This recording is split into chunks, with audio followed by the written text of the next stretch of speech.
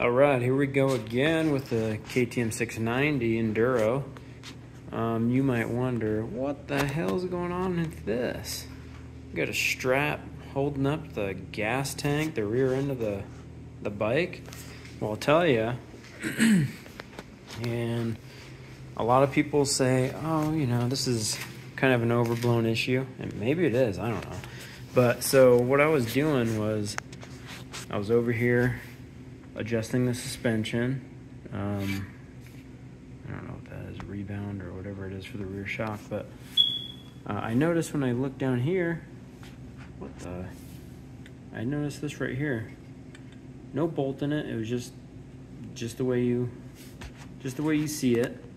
You know, ignore this. This is normally parallel with that.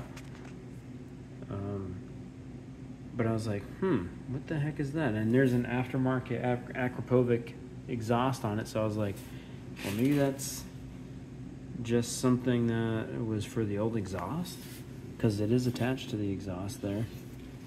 And then I get to looking inside there, and I noticed that there was a rod in this, and it wasn't lined up with this.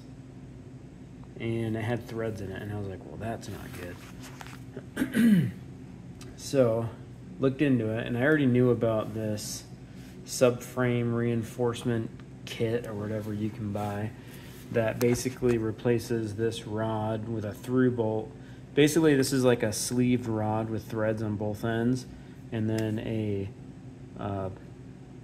nut or a screw just goes through here and into that, and then the same thing on the other side. But you know, if you're running heavy luggage on your 690, imagine all the weight on the tail here is literally just, the vast majority of it is going to be down here. I mean, you do get these here, which I don't really think these are an issue. I think the kit comes with a new, some new screws here that instead of just screw through, I think it's like it's a screw that goes all the way through, and then there's like a nut that goes on the inside. But I don't really think this, I don't really think this is an issue. The issue is definitely down below, because and I'll show you, I already pulled it out. So this is what's inside that. Now on this side, this is the side we were just looking at, there was no screw, and you can't see really down in there. But the threads are stripped out. And then you get these little bushings that were inside there too. But here's the kicker. So the other side, I was like, okay, so one side's holding everything together. No, not really. I was a little lucky that this, it was literally just sitting in here. That's it. So the weight of the tank, the gas tank, was just holding the screw in, because the screw was, oh, come on now. Maybe, Look at that. Screw is broke. The tip of it that actually threads into here is busted. So the rest of the screw is inside there. So pretty poor design. We're gonna replace, basically you're replacing these little screws with a new sleeve, and then a bolt goes all the way through the sleeve from one end to the other, and then you screw a nut on the other side. So that's what we're gonna do. So the bolt will come, or the sleeve will come all the way through, and then you'll have, I think they have like new rubber bushings too. They say they're improved, I don't know, whatever. But they said they're a little bit stiffer, but not too stiff, because obviously this is all plastic, or extremely heavy duty plastic, but because this is the gas tank. And the gas tank is part of the frame that's holding all of your, if you're doing any type of like camping, all of that weight that you put back here, it's being transferred mostly down here, but up here too, but mostly down here. So they definitely reinforced that, that's for sure. But yeah, so the little kit basically, and I'll make another video of installing it. It seems like it's pretty straightforward. This wasn't even that hard to get to this, but so you get like a metal sleeve, then you got a bolt that goes from the other side. It comes all the way through the sleeve, and then you secure it with a little nut.